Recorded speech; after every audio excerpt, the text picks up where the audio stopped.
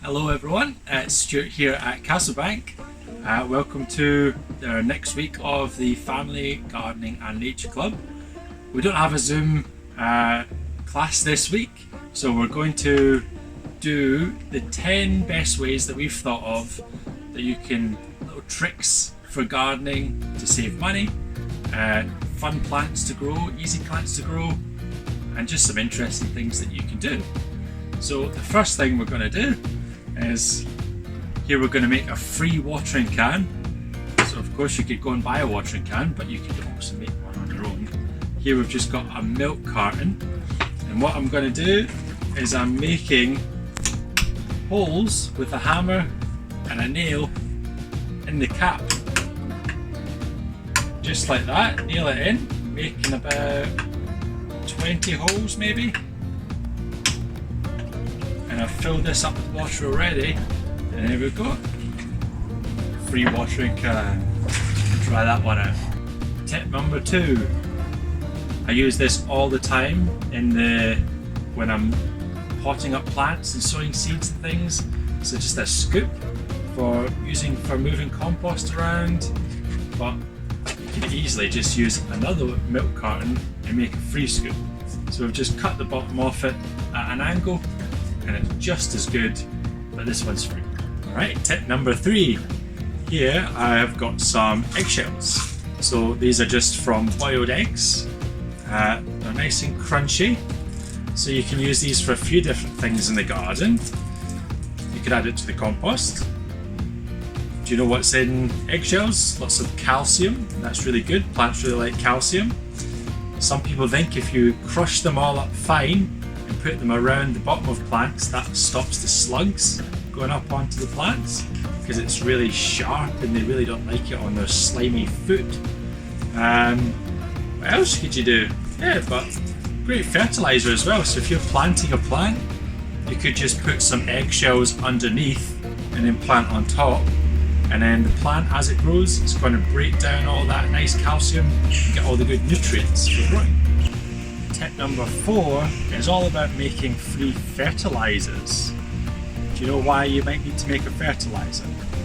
So plants, they need nutrients like food, just like we need food. So there's all these nutrients are in the soil, but sometimes you need to add more to get more flowers or more fruit or whatever. So what we do here at Castlebank is we make comfrey feed.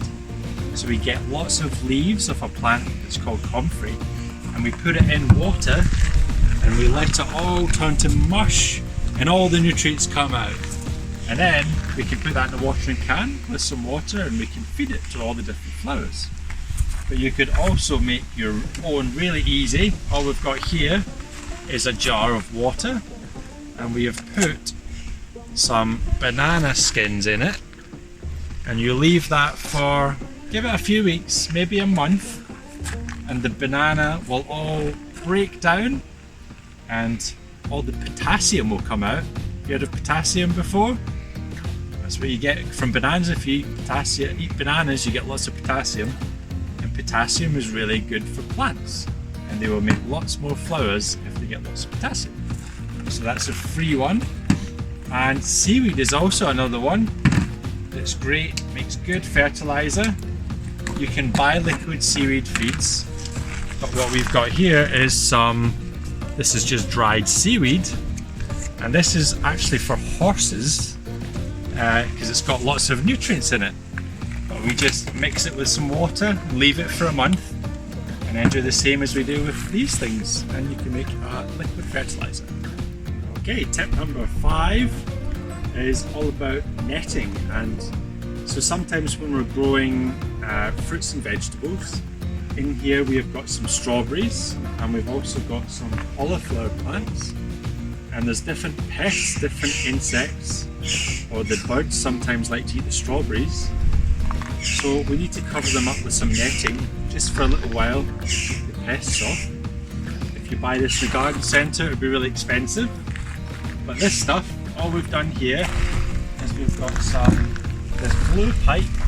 This is water pipe that you get in DQ, Home Base, some plumbing shop. Really cheap, And then this is scaffolding net. So this is what, if you see a building site, you put this all up around the scaffolding. But it's really, really cheap. You can buy hundreds of meters of this stuff for not much at all compared to what you'd pay in the garden centre. Alright, tip number 6 is about planting in different types of containers that you might just have lying around. So maybe you don't have a pot, so you could easily use a different type of container. Here we have a strawberry that's in a little basket. Here I've got these are eucalyptus type of tree, the seeds that I've sowed in a basket like this. All I've done is lined it with some cardboard and then filled it up with compost. So the only thing you need to make sure, any container you put it in, you need to have holes in the bottom so that the water can drain out. So even if you're planting in an old welly or something like that, drill some holes up into the bottom.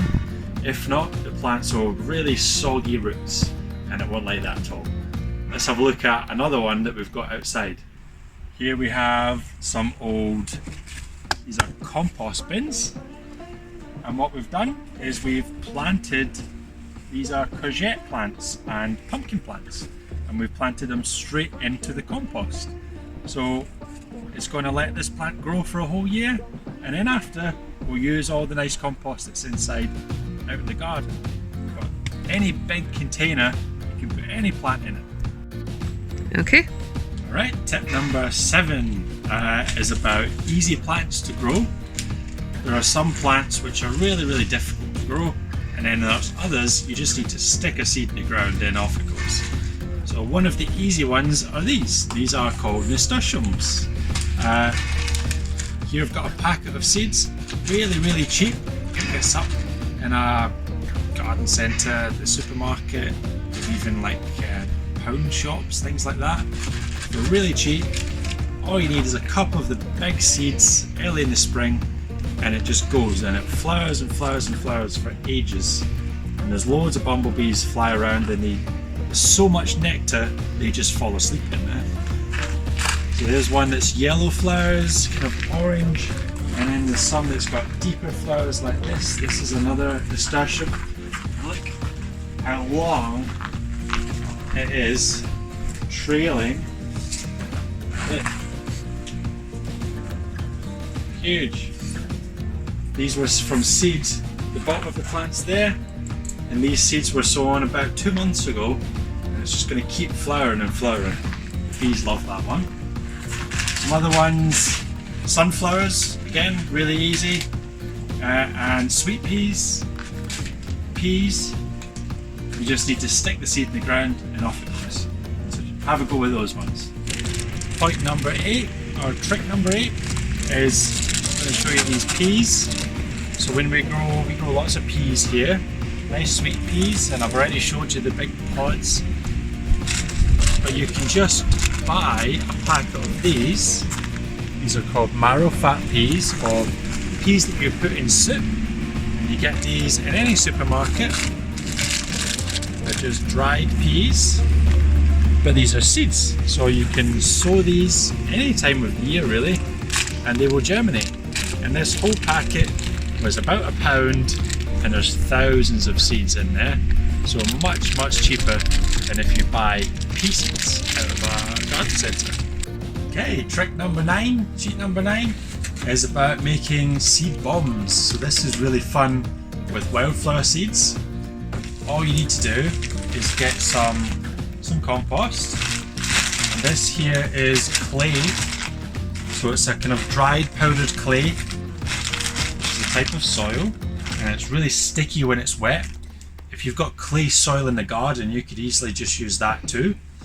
And all you need to do is mix this up and fling in a few handfuls of seeds. It could be wildflower seeds or a nice flower that you like, and then roll them into balls, let them dry, and then just when you're out, fling them. And they'll hit the ground, they'll get nice and wet, and they will germinate in the springtime. And then you'll have nice flowers popping up. So a bit of fun at the same time. Try that one. So the last thing I'm going to give you tips on is about picking up books in charity shops. So here we've got some gardening books. I bought loads and loads of books in charity shops. Showed you this one last week. It's all about a guide to birds. Got this for a couple of pounds in a charity shop. Normally it's about £12. So great bargain. Got lots of gardening books for children and for adults. So next time you're in a charity shop, have a look at the shelves. Thanks for watching this week's Family Gardening Club. Next week we're going to be looking at trees, different types of trees and water in the garden. So we'll go and have a wee look at the pond and see all the wildlife that's in there. Thanks again for watching and enjoy your activities for this week. Bye bye.